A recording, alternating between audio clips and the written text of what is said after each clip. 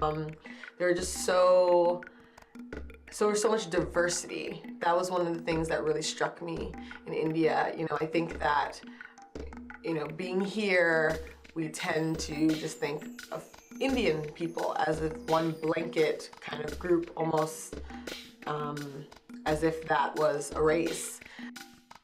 Oh, I was really struck by colorism coming myself from an African-American background, although, my family is mostly light-complected people, mostly, but not all, but mostly light-complected people. I was very sensitive to the issue of colorism in India. And I guess the one thing that really hit me the most about colorism is when you look out the window of the bus and you look at a big ad of women in saris and, men like men. Most of the ads looked like they were for clothing for people who were going to a wedding. So you see all the women very ornately costumed, men looking very good in their, formal clothing. So you look at these people on the side of a building, and you look down at the people in the street. And I personally was struck by this amazing contrast. I mean, it's almost like the people you see in the ads on the side of the building, or the people we saw on television in the hotel room, and the people in the street are almost like a different country in terms of color. And we talked, to a few of the students from Jindal about this. I mean, we had a few short, brief conversations. And I think a couple of the women mentioned too that, a lot of the cosmetics for women, they have these products called Fair and Lovely for women. And of course, I've taken a Montgomery College trip to Africa. And so, this is not something we can point the finger at in India. I mean, globalization has meant the globalization of European Caucasian beauty standards, whether it's in Cuba or Brazil or Senegal or India. Okay. Anything else you observed with the color? Other places you went when you went to certain places? You notice color differences or color? Yes, I remember. Well, you and I, when we went into the men's room, I forgot. Was it either at Agra or in the Hindu temple? I can't remember. But there was this one place where, there was a men's room and there was an attendant with a little cup, and they expected you to drop a few rupees in his cup. And he was obviously a dark complexion guy, and he kind of looked at us, and we realized we were foreigners. I think he was very happy, But I get the feeling that, the only people I saw in the restrooms who were attendants were definitely people who were not fair in complexion. And what about people who worked? Did you notice anything? Yes, when we were at the college, there are these women. First of all, here at the college, I mean, we have a crew of men, basically, who take care of the lawn and the grounds of the college. But there, the only people I saw, well, there was people driving trucks, but beside people driving trucks, the people who were cutting the grass and sweeping up were all women. They looked pretty to me, but they were all women, and they were all not light. I didn't see any light-skinned women at all. It kind of looked like they were old, and they were young girls and middle-aged women, but I didn't see any women who were light in complexion at all. As I said, this is not just an Indian problem, so we shouldn't just want to point the finger at the Indians. I mean, I think if you go throughout Latin America, you see the same thing. This is the globalization of this color complexional thing. It's a relic of colonialism and European global domination. That's what I think. That's my personal opinion. Okay. And you have any suggestions on what can be done about it? No, I really don't. I mean, what can I say? It's there. It's been there for 500 years.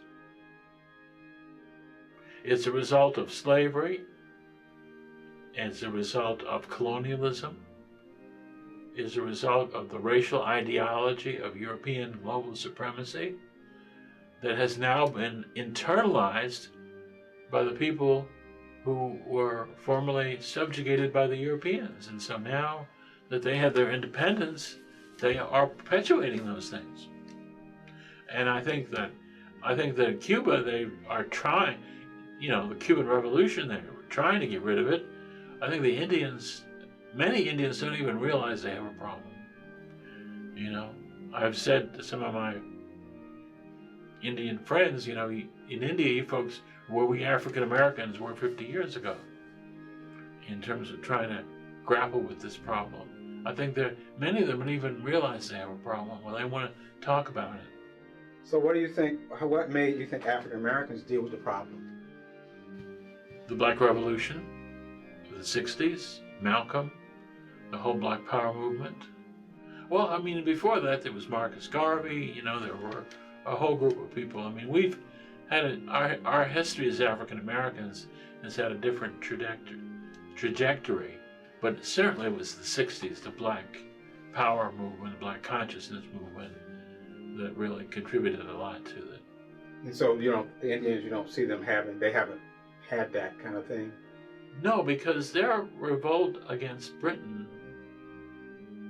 it was cultural, but it wasn't, somehow colorism was not a part of it.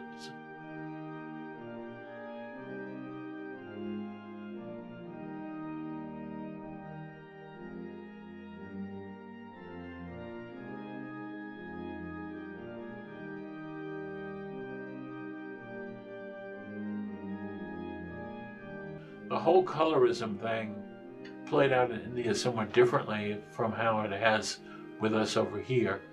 But certainly, in the 60s and since the 60s,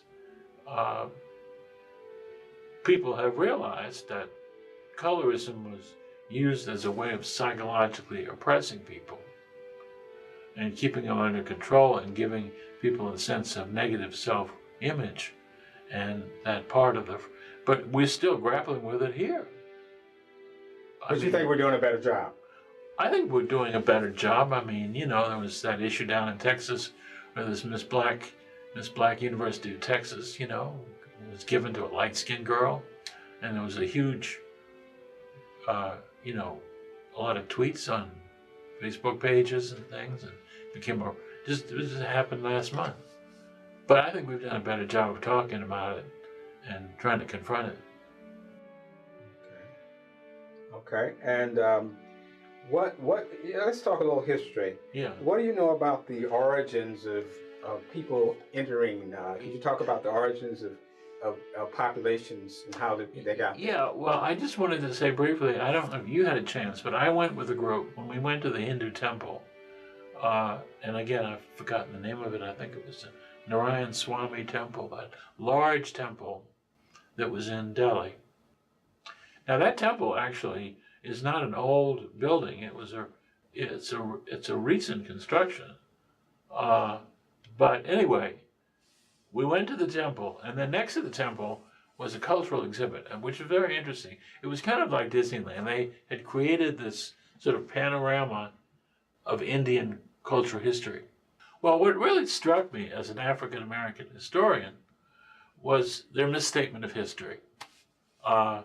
In the tunnel, they talked about the evolution of Hindu civilization, a Vedic civilization of ancient India, and they said that the first major human civilization was the Vedic civilization in 2500 BCE, which of course is inaccurate because, the Nile Valley civilization in the Old Kingdom really begins around 3500 BCE. They really had misstatement. Then the other misstatement of fact was that this discussion of Vedic civilization and of later medieval Hindu civilization completely excluded the Arabs and the Persians. So, they said nothing about the Arabic or Persian influences the development of Hindu culture. And then finally, of course, the British were totally excluded, of course, because that was, probably considered politically incorrect. So they had this very one-dimensional view of the evolution of of Hindu culture. What about the people who came? Did they have a record of the people who came before the Vedic?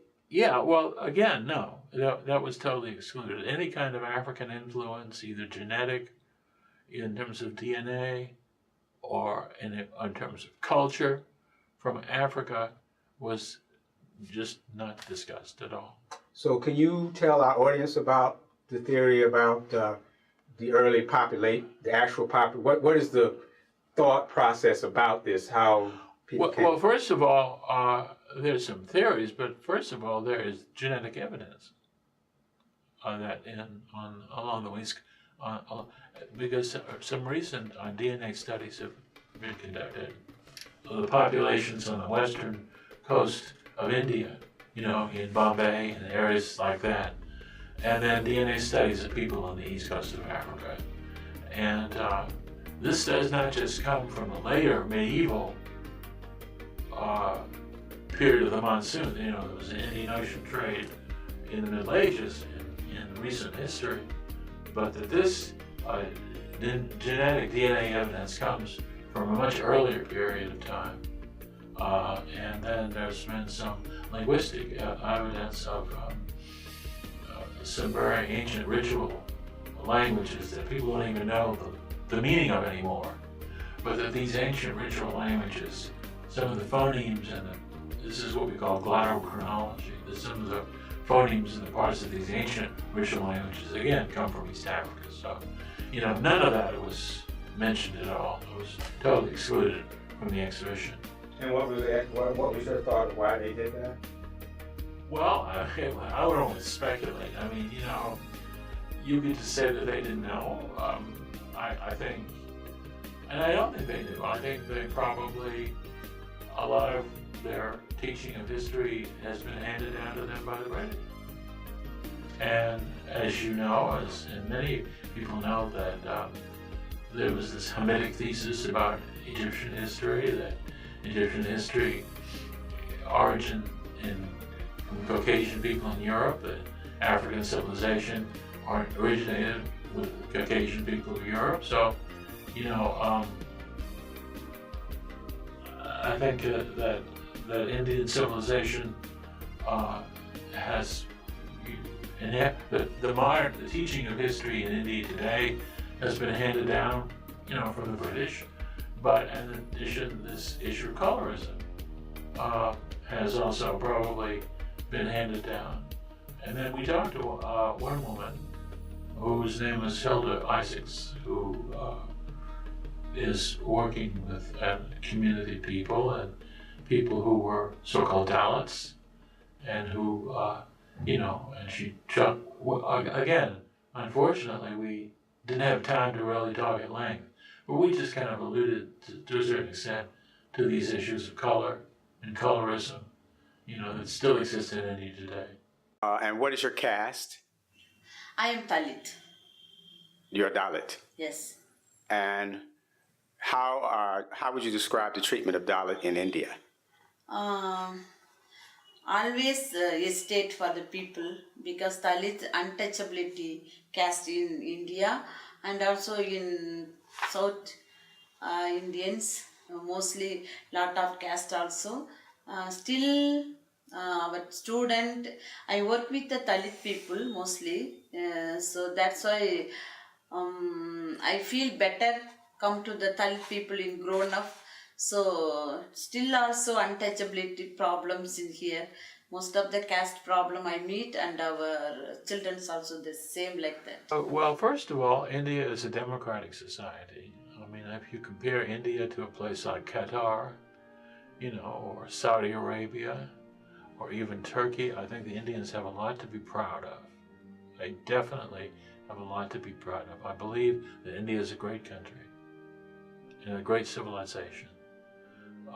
And they've accomplished an enormous amount since independence, given the enormous amount of tension and hostility and religious conflict that they had, much of which was aided and abetted by British colonialism. I think British often encouraged people to fight in conflict with each other, and I think they've overcome a great deal of that. I think that both Gandhi and Nehru were great leaders. So they've grappled with that, but they still have this race issue, and colorism. And who are we to point the finger at them? I mean, when you look at what's happened at the University of Maryland a month ago, you look at what happened out in Portland, Oregon, just a short time ago, we can't point the finger at them. I think they're doing good. I think that everything considered, they're doing a relatively good job. They've got human rights legislation. They have human rights agencies. I think they're trying to work on it. Okay. Is there anything else you want to say? Well, I was really glad to have the opportunity to go with the group. I think that I'm teaching a course in human rights, and so I want to talk about human rights in India. I want to talk about colorism. I want to talk about caste issues. I want to talk about socioeconomic deprivation and the fact that India is leaping forward economically, but that the development is uneven. And part of human rights have to do with the rights of poor people and the rights of working people. And I think that, as in many other countries in the Middle East, they have a lot of progress to make in terms of protecting the rights of people who tend to get pushed down, whether they're pushed down because of their complexion, whether they're pushed down because of their socioeconomic historic caste, whether they're just poor people. I think their technological development is great, but they need to pay a lot more attention to social justice.